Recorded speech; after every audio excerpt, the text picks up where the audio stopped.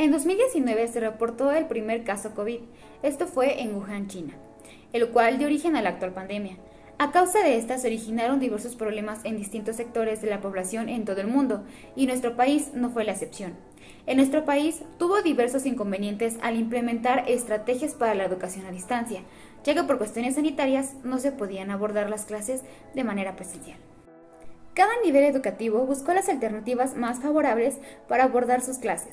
Uno de ellos fue Aprende en Casa, que fue destinado para el nivel básico, y otros niveles optaron por la virtualidad, trabajando mediante plataformas online y videoconferencias, que fue en el nivel medio superior y superior.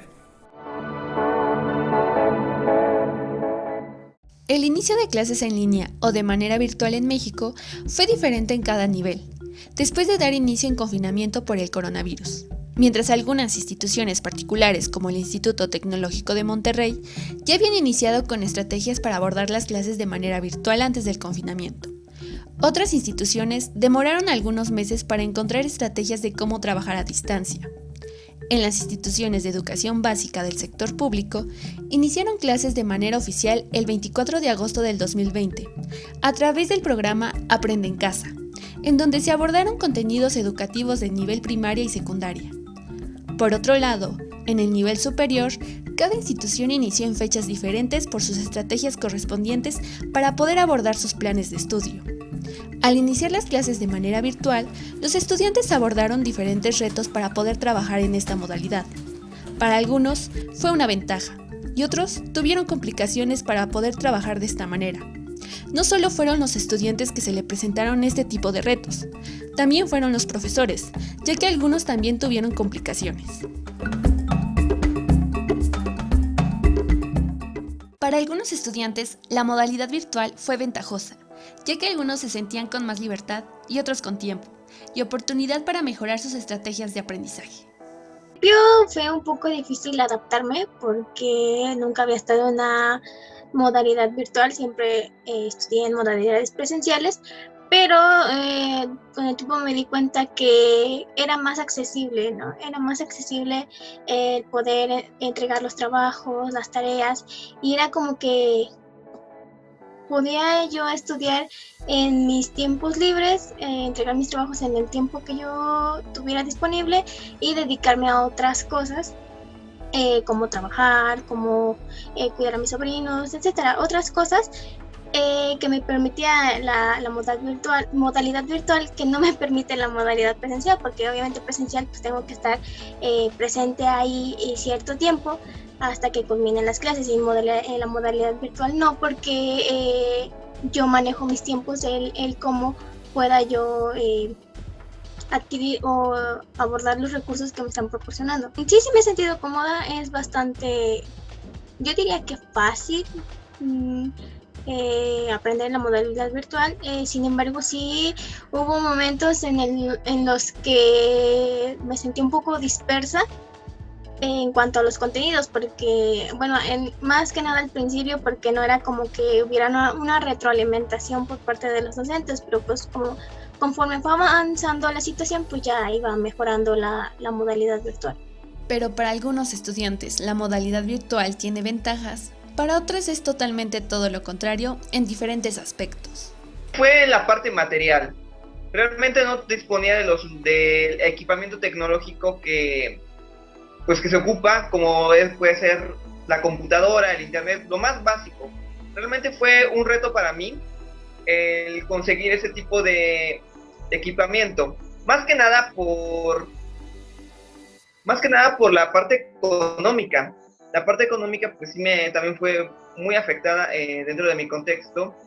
Entonces sí era un poco difícil conseguir una suma de dinero que realmente pudiera darnos para comprar esas herramientas. Entonces en esa parte de las clases en línea fue lo más complicado para mí. Fue esa parte. Ya en la parte académica no fue tanto. Sí hubo una parte en la que me estresaba bastante, porque era hacer todo en un día. ¿Por qué lo hacía de esa manera? Porque primero, más que nada, para tener espacio, espacio en casa, porque también puedo hacer otras labores en casa y luego hacer las tareas, pero dedicarle un solo día a hacer todas esas tareas también implicaba un gasto en la materia de ir a un ciber, de gastar horas ahí para poner ya sea en el empeño o hacer bien el trabajo, que eso es lo que sería el objetivo de todas las tareas de todo estudiante. Entonces, pues la complicación es para mí, para ser más claro, más conciso, fue la parte material.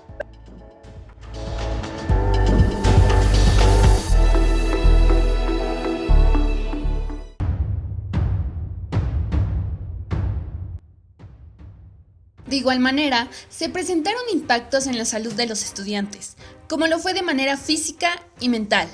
El primero de ellos que me han compartido es problemas de ansiedad. Y la ansiedad, podemos entender una ansiedad como funcional y una ansiedad patológica. Cuando me refiero a patológica es que deja de ser funcional en la vida de la persona. Entonces, las personas que están viviendo en este momento, los alumnos y alumnos, ansiedad, hay algunos que la viven en una ansiedad funcional, es decir, que les estimula para llegar a una situación dada, para enfrentar sus exámenes, para enfrentar la nueva manera de tomar clases que es virtual y esas cuestiones.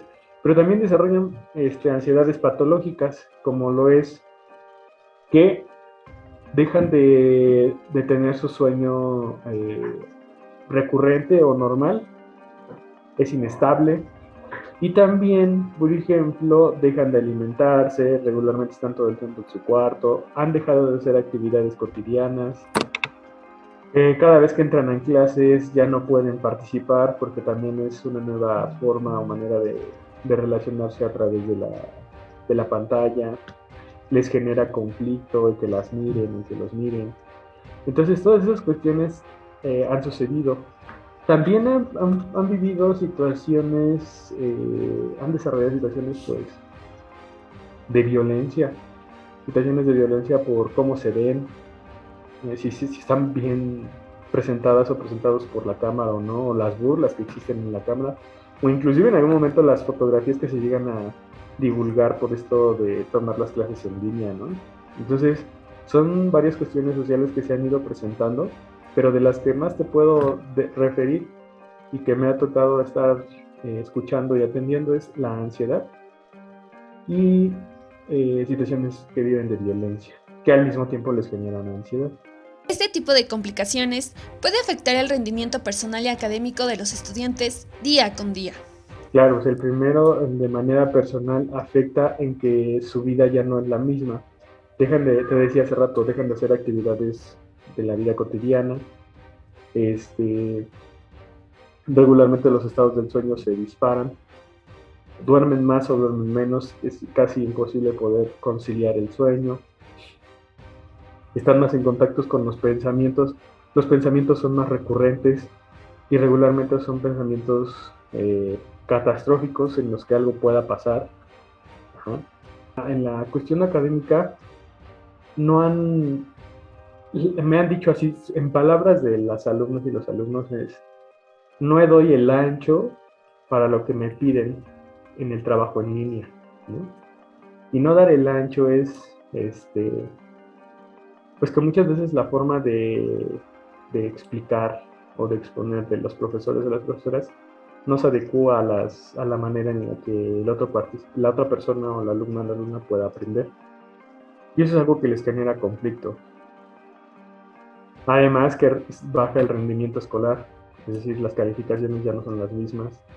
La forma en cómo se venían trabajando, trabajos, exposiciones, participaciones, se cambia y se modifica de manera repentina. Sin embargo, la mayoría de los estudiantes buscaron estrategias para abordar las clases en cualquier postura.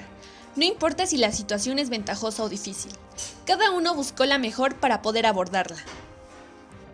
Yo considero que existen muchas estrategias, pero en mi caso tengo dos que me han funcionado muy bien en todo este proceso de las clases en línea y que pues hasta hoy en día he puesto en práctica. Una de esas dos estrategias, pues primero es el poder organizar mis tiempos. Considero que es primordial el saber cómo definir el tiempo que tú le dedicas al estudio.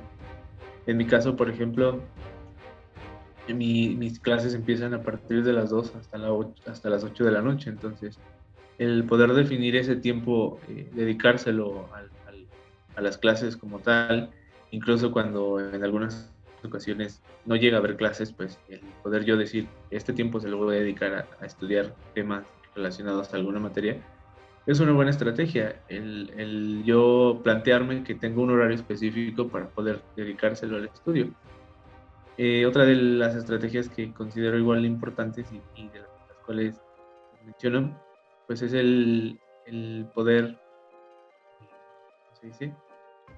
Tener un buen espacio de trabajo, el poder organizarte en cuanto a dónde tomas tus clases, el lugar donde vas a recibir las materias, pues es importante.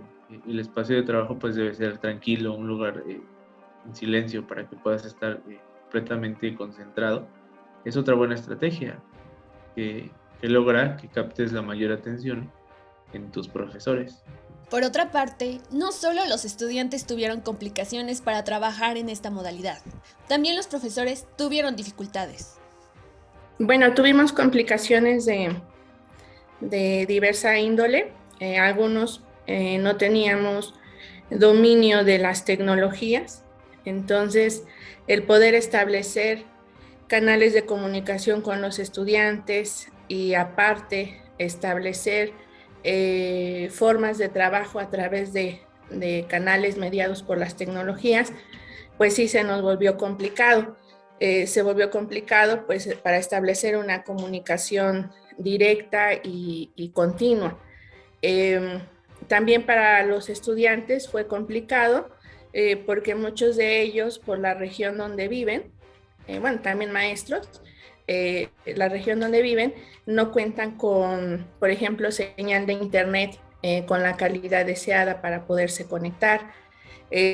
Algunos de nosotros, maestros, pues también nuestros aparatos, por ejemplo, la computadora, el celular, no contaban con las herramientas que requeríamos para contactarnos con los estudiantes. Entonces, de inicio, pues el problema fue entablar un canal de comunicación pues adecuado. Esa fue una de las primeras complicaciones. La segunda, pues buscar recursos tecnológicos, herramientas en la web que pudieran facilitarnos el desarrollo de ciertas estrategias o ciertas actividades con los estudiantes, pues para poder gestionar adecuadamente su conocimiento.